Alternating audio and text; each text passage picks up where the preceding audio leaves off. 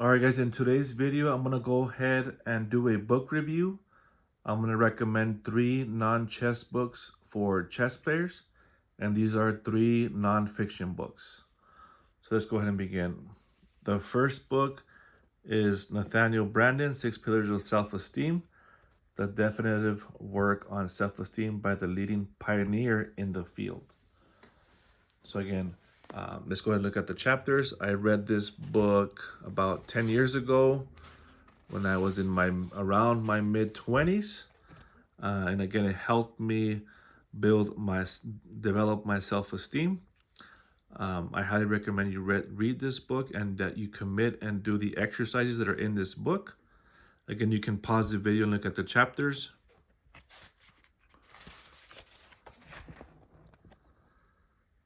So again, this book will help you be aware of self-esteem and to develop it through this book and through the exercises.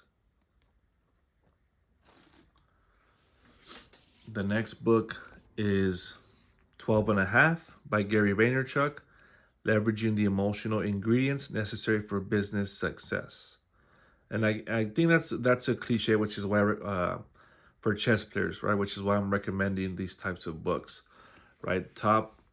Performing the top chess players usually lack in emotional intelligence because they played, they spend too much time alone, practicing studying chess, that they don't get enough time socializing, practicing their dealing with emotional conflict, emotional maturity, etc. So again, this book will help you with that.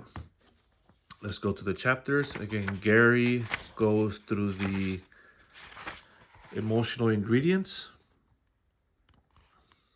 right? So then in the next chapter, which I thought was the best part, the real life scenarios. So Gary does conferences where he gives business advice, life advice. He has, after the conference keynote, the speeches, right? He has people coming up to him for autographs, asking for business advice, life advice. So he has these situations, right, that he put in the book. For example, one scenario is, hey, Gary, I just found out that my business partner is stealing money from me. How would you deal with this situation?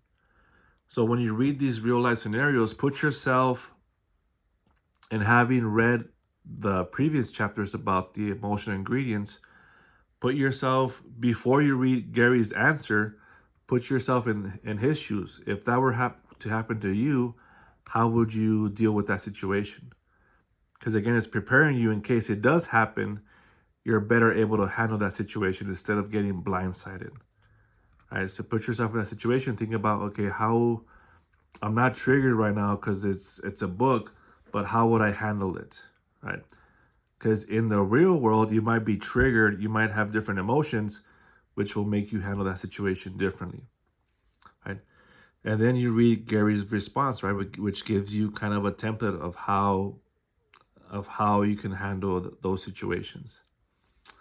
So I thought this was the best part. The part 3 of the exercises as well. I highly recommend you commit to the exercises and you do them on a sheet of paper with a pen or pencil. And yes, this book is pretty good. It will definitely raise your emotional intelligence.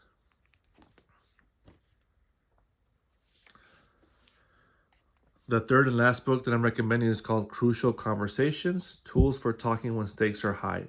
This is a 3rd edition that I bought. I read the 1st edition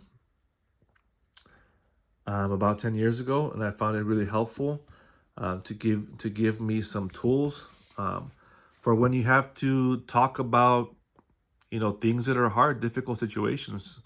Maybe you have problems bringing up issues, etc. Right?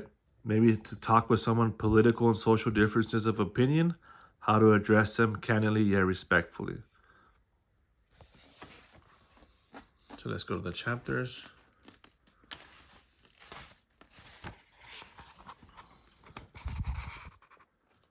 Again, here you have the chapters.